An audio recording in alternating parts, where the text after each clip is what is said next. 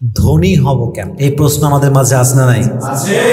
দেখেন, বড়লোক হওয়া হচ্ছে দুই প্রকার। এক হচ্ছে সত্যিকার অর্থেই ব্যাংক ব্যালেন্স দিয়ে বড় হওয়া, আর এক হচ্ছে মনের দিক থেকে বড় হওয়া, বড় মনতে বড় লোক হওয়া। দেখেন, ব্যাংক ব্যালেন্স যদি আপনার খুব বেশি হয় বাট মনের দিক থেকে আপনি কৃপণ, খাইস্টা নাম্বার ওয়ান, একদম কিপটা নাম্বার ওয়ান, আপনি সুখ পাবেন না। কথা কি আপনার একমত? কথা ঠিক আছে কিনা বলেন। আপনাকে কি করতে হবে? আপনাকে মনের দিক থেকে বড় লোক হওয়া লাগবে। তাহলে আপনার কাছে যতটুকু আসবে অতটুকুতে আপনার ফিল হবে যে yes, you are the richest man. মনের দিক থেকে ভালো, যে সব দিক থেকে ভালো সে। আল্লাহ বোঝার তৌফিক দান করুন, সকলে পড়া আমিন। বড় লোক হওয়ার একটা বড় ট্রিক্স বলছি আজকে। It's not secret, it's open. সবাই আমরা জানি বাট অ্যাপ্লাই করি না। প্রথম উপায় আল্লাহ বলছেন, আল্লাহর উপায়। এই সবগুলো আল্লাহ তাআলা বলে দেওয়া উপায়। একটা উপায় আমি নিজে থেকে বানাই বলবো না, সব আল্লাহ তাআলা দেওয়ার টিপস। প্রথম উপায় হচ্ছে, whatever you have, try to be grateful for that. You have to be grateful for whatever you have. যা আছে, আল্লাহ আপনাকে যা দিয়েছে, যতটুকু দিয়েছে অতটুকুতেই পড়বেন আলহামদুলিল্লাহ। পড়েন আলহামদুলিল্লাহ। আচ্ছা, একটা এক্সাম্পল দেই। হাদিসে আসছে, আমরা জানি যে আমাদের ইসলামের একজন খলিফা, তার নাম হচ্ছে ওসমান গনি রাদিয়াল্লাহু তাআলা আনহু। নাম শুনছেন আপনারা সবাই? আমি ওমরা করতে গেছিলাম সৌদি আরব, তখন আমি শুনেছিলাম যে ওসমান গনি আমাদের যে সাহাবী রাদিয়াল্লাহু তাআলা আনহু, ওনার নামে এখনো আরবে ব্যাংক আছে, ওনার নামে অ্যাকাউন্ট আছে। সুবহানাল্লাহ পড়বেন না আপনারা? এইটার গল্প আরেকদিন বলবো, সমস্যা নাই। বাট আজকে যেটা হাইলাইট করবো ওটা হাইলাইট করে ট্রাই করছি। উনি একবার নবীর কাছে আসলেন। দেখেন কমপ্লেইনটা বুঝেন, অভিযোগটা কি ছিল। ইয়া রাসূলুল্লাহ, বলো ওসমান কি হয়েছে? বলছে, ইয়া রাসূলুল্লাহ, আমার এত ধন সম্পত্তি বেড়ে গেছে যে এটা আমি ক্ষমাবো কেমনে, আমাকে একটু উপায় বলে দেন। প্রশ্ন কি বোঝা যায়? আমাদের প্রশ্ন কি, বাড়াবো কেমনে? How to increase my asset, বাড়াবো কেমনে বলেন না, একটু উপায় বলেন। ওনার প্রশ্ন কি, কমাবো কেমনে, আমাকে উপায় বলেন। তো নবীজি বললেন, তুমি যদি কমাতে চাও ওসমান, তুমি এক কাজ করবা, তুমি আজ থেকে উটের পিঠে খাবার খাবা। কিসের পিঠে? উটের পিঠে খাবার খাবা। তো ঠিক আছে ইয়া রাসূলুল্লাহ, তাই অ্যাপ্লাই হবে। বের হয়ে আসছে, বের হয়ে এসে দুপুরে খাবার সে উটের পিঠে খেয়েছে, এবং তখন থেকে সে এই আমলটাই কন্টিনিউ অ্যাপ্লাই করেছে, উটের পিঠে খাওয়া। তো কয়েকদিন পরে আবার আসছে, বলছে, ইয়া রাসূলুল্লাহ, অ্যাপ্লাই তো করলাম বাট কমে না, আরও বেড়ে যায়, আরও বেড়ে যায়। ব্যাপার স্যাপার কি, আমার তো কাজে আসে নাই। তো বলছে, তুমি কেমনে খেয়েছো, আমাকে একটু বলবা? বলছে, ইয়া রাসূলুল্লাহ, আমি যখন উটের পিঠে খেতে বসেছিলাম, যখনই একটা ভাতের দানা নিচে পড়ে গেছে, আমি নিজে নিচে নেমে ওটা উঠিয়ে পরিষ্কার করে আবার ওইটা আমি খেয়েছি। সুবহানাল্লাহ। কোথায় আপনাদের সবার? এবং ওইটা খেয়ে আমি পড়েছি আলহামদুলিল্লাহ। নবীজি বলছে, ওসমান, তোমার জীবনে ধন সম্পত্তি কোনোদিন কমবেই না, এটা সম্ভব না আসলে। কারণ যেই বান্দা তার যা আছে, কথা দুইটা ভালো করে বুঝবেন, যেই বান্দা যার কাছে যা আছে যদি ওইটাকে সে মূল্যায়ন করে, এক নাম্বার।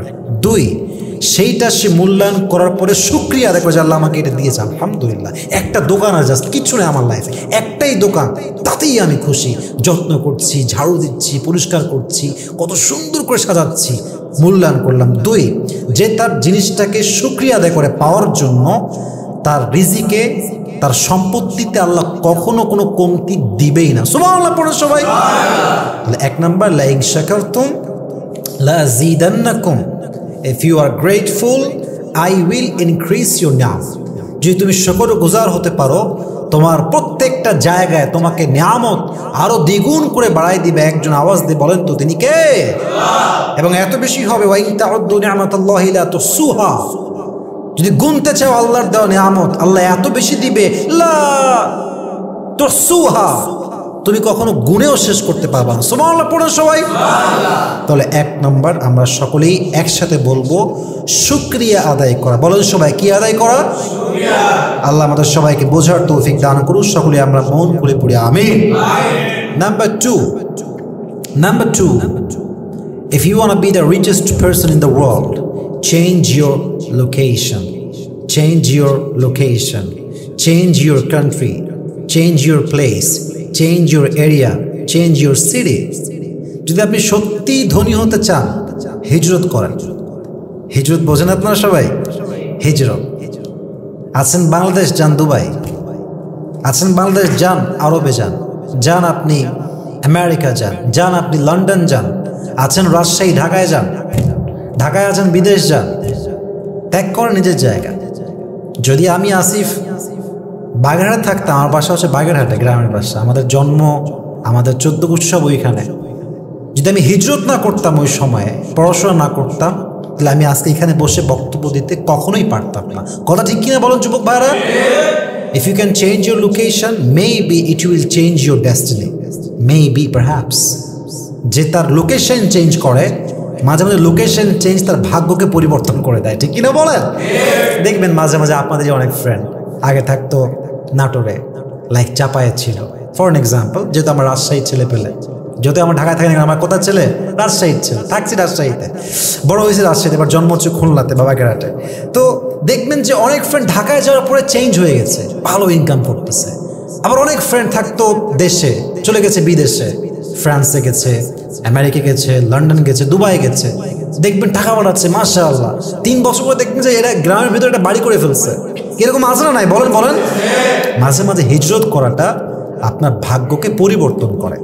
আমি ঢাকা খুব বেশি একটা চিনতাম না, আমাকে যারা আপনারা চেনেন তারাও জানেন যে ঢাকা আমি খুব বেশি এটা চিনতাম না।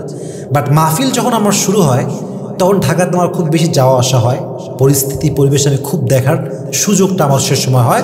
2022 সাল থেকে আমার দেখা হয় বেশি ঢাকাটাকে। তো আমি যখন ঢাকা দেখা শুরু করি খুব বেশি আর কি, আমার মাইন্ড স্টোনটা চেঞ্জ হয়ে যায়। আমি বুঝি যে আসলে আমাদের মাঝে অনেক ছোট মনোমানসিকতা আছে। যখন আপনি সফর করবেন, হিজরত করবেন, কথা বাস্তবে এটা, দেখবেন মনোমাইন্ড আরো বড় হবে, ঠিক কিনা বলুন যুবক ভাইরা? আপনি আছেন কোথায়, কোন কোনার ভিতরে, যে রাজশাহীর ঢাকার গুলশানে যান, ধানমন্ডি যান, আপনি ঢাকার প্রত্যেকটা দামি দামি জায়গা যেখানে ভালো মানুষরা থাকে, ভালো জায়গা, কোয়ালিফাইড প্লেস, দেখবেন আপনার স্বপ্ন অটোমেটিকলি বড় হয়ে যাবে। কথা ঠিক কিনা বলুন যুবক ভাইরা? So if you want to be the rich person, change your location. হিজরত করেন, বের হয়ে যান, নিজের বাড়ি থেকে, কোনার থেকে বের হয়ে আসেন, শেখেন, জানেন, দেখেন, লোকেশন চেঞ্জ করেন। হতে পারে আপনার লোকেশন চেঞ্জটা, এই হিজরতটাই আপনাকে ধনীর সর্বোচ্চ লেভেলে পৌঁছায় দিবে। সুবহানাল্লাহ। নবীজির হাদিসটাও এরকম, হিজরত করো তোমরা, জীবন উন্নয়ন করতে চাইলে হিজরতের দরকার। যুবক ভাইয়ের আছে না নেই? আল্লাহ বোঝার তৌফিক দান করুন, সকলেই পড়া আমিন। নাম্বার 3 সেটা হচ্ছে যে দান করা। খুব কমন লাগবে, দান করা ইটস ভেরি সিম্পল ট্রিক, এটা আবার বলার কি আছে? না না, এটাকে আপনি এতটা সিম্পলি নেবেন না, এটা খুব অসাধারণ একটা জিনিস। হাদিস পড়ে শোনেন, নবীর কাছে একজন সাহাবী এসে বলল, ইয়া রাসূলুল্লাহ, খুব অভাবে আছি, বাসাতে খাবার মতো একটা দানাও নাই। নবীজি বলছে, কিছুই কি নাই? কিছুই নাই? বলছে হ্যাঁ আছে। কি আছে? বলছে একটা কম্বল আছে, একটা পেয়াল আছে। কয়টা পেলাম যুবক ভাইয়ের আমরা সবাই? একটা কম্বল আর একটা পেয়ালা, জগ বা গ্লাস, এই টাইপের জিনিস। বল যাও নিয়ে আসো। নিয়ে আসছে। নবীজি নিজেই সাহাবা একরামদের মাঝে বসে বলছেন, এই পেয়ালা এবং এই যে কম্বল কে কিনবা বলো। তো একজন সাহেব বলছে, রাসূলুল্লাহ আমি নিব, আমাকে দেন। কিনেছে, টাকা দিয়েছে দিরহাম। নবীজি নিজে একটা কুঠার কিনেছেন। কুঠার চেন আপনার সবাই? কুঠার কি কাটে? কাঠ কাটে কুঠার দিয়ে। তো নবীজি বলছে ঠিক আছে, কুঠার তুমি নাও। নবীজি নিজের হাতে হাতল লাগালেন, হাতল ধরার জন্য, এবং তিনি বললেন, যাও এই কুঠার নিয়ে তুমি কাঠ কাটবা, এবং কাঠ কেটে যা হবে উপার্জন করে তুমি নিজে খাবা এবং আমার কাছে আগে আসবা উপার্জন করার পরে। তো প্রায় 15 দিন পরে সে আসছে, সে বলছে, রাসূলুল্লাহ আমি তো কাঠ কেটেছি, আমার অর্জন হয়েছে মোট 10 দিরহাম। বলেন সবাই কয় দিরহাম? এবার আসেন মূল টিপসটা শেয়ার করি। উনি বললেন 10 দিরহামকে 3 ভাগ করো। কয় ভাগ? 1 ভাগ নিজের জন্য খরচ করো, 2য় ভাগ পরিবার আত্মীয়র জন্য খরচ করো, 3য় ভাগ গরিবের জন্য খরচ করো। মানে 2 পয়সা হলেও, 2 দিরহাম হলেও, 1 দিরহাম হলেও দান করো একজনের রাস্তায়। তিনি কে? সে তাই করলো। 1 ভাগ নিজের জন্য, 2য় ভাগ আত্মীয় বা পরিবারের জন্য, অ্যান্ড 3rd ভাগ গরিবদের জন্য।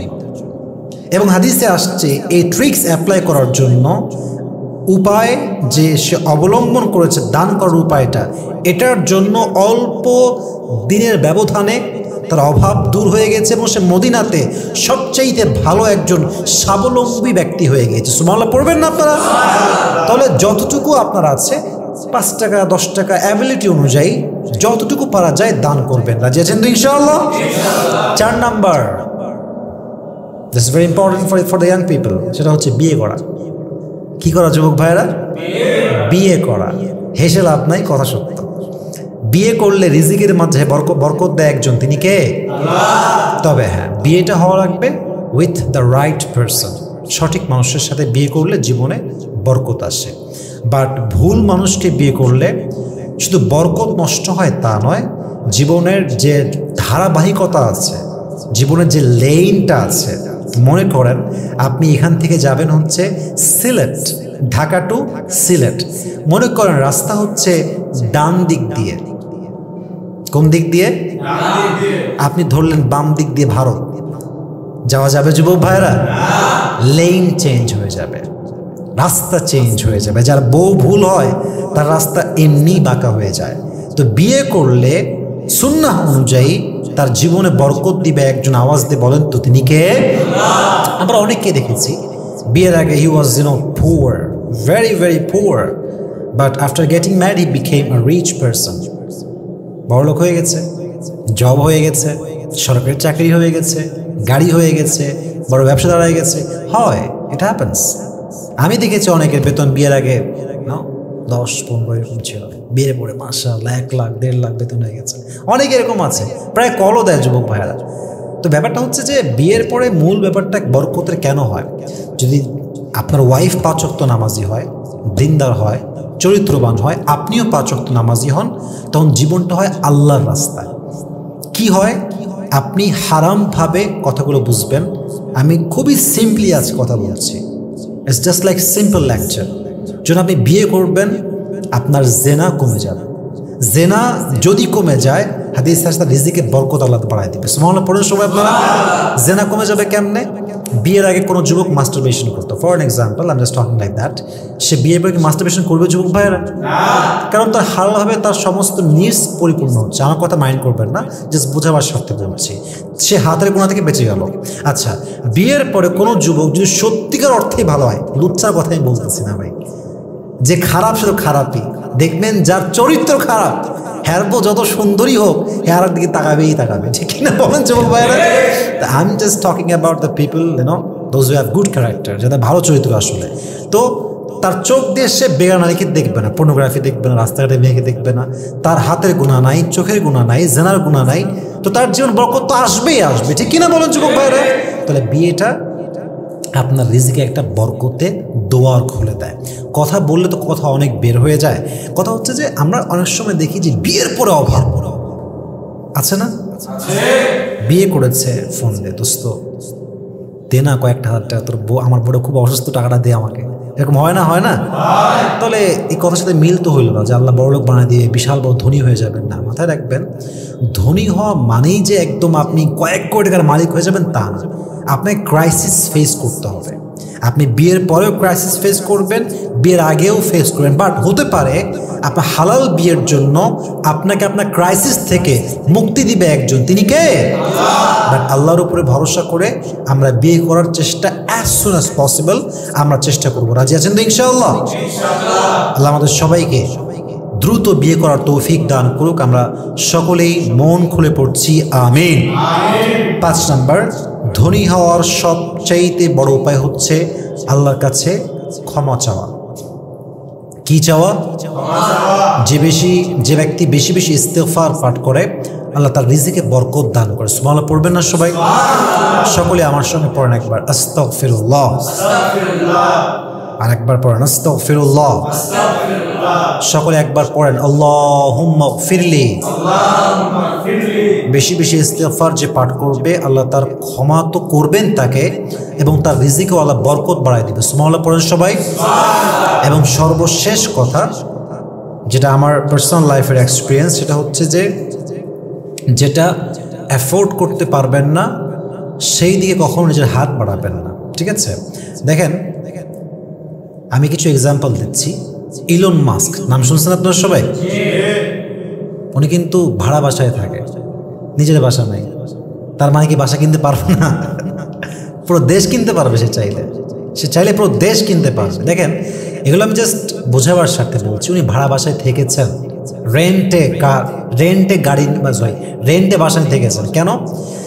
তিনি ভেবেছেন যদি আমি একটা বাসা কিনি, বাসা কিনতে আমার লাগবে ফর এক্সাম্পল 1 কোটি।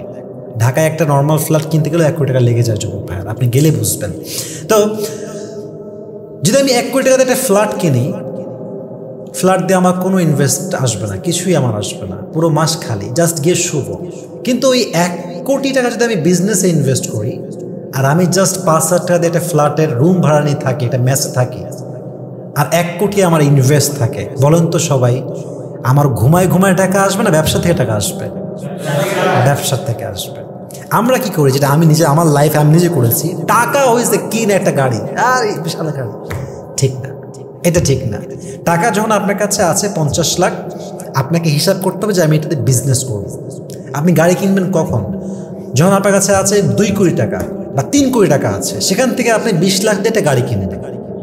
আপনার দরকার, এটা জরুরি আপনার কাজের জন্য, ঠিক আছে, বাট আপনি অ্যাফোর্ড করতে না পারলে এটা আপনি কখনো কিনবেন না, এটা আপনার রিজিকে বরকত দূর করে দেবেন।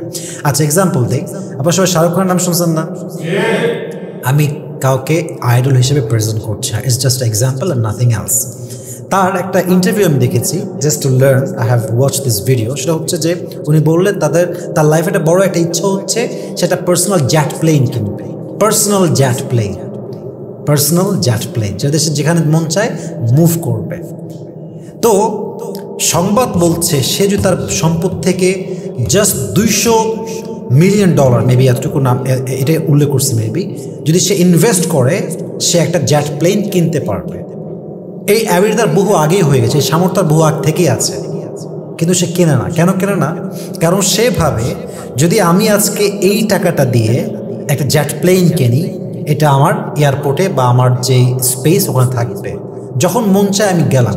কিন্তু এই যে আমি এত টাকা কস্ট করলাম, আমি কি এটা অ্যাফোর্ড করতে পারবো কি না? কারণ একটা বিমান তো কিনলেই হয় না, একটা প্লেন তো কিনলেই হয় না, তার একটা খরচ যুবক ভাইয়ের আছে না নাই?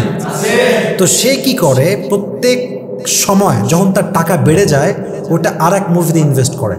যদিও এটা হারাম, এটা আমার টপিক না। কি করে? আরও আর্ন করে। তো যদি আপনি চান যে আপনি বড়লোক হয়েই থাকবেন, গরিব আপনি হতে চান না, আপনি আপনার শখটাকে একটু দমায় রাখবেন, অলওয়েজ বেশি কষ্ট করতে যাবেন না, আপনার রিজিকে বরকত দিবে একজন। আওয়াজ দিয়ে বলেন তো তিনি কে? আল্লাহ আমাদের সবাইকে ইসলামের যে নিয়মগুলো আছে প্রত্যেকটি নিয়ম মেনে চলার তৌফিক দান করুক। আমরা সকলেই পড়ছি আমিন। আল্লাহ সবাইকে জীবনে বরকত দান করুক, সকলেই পড়া আমিন।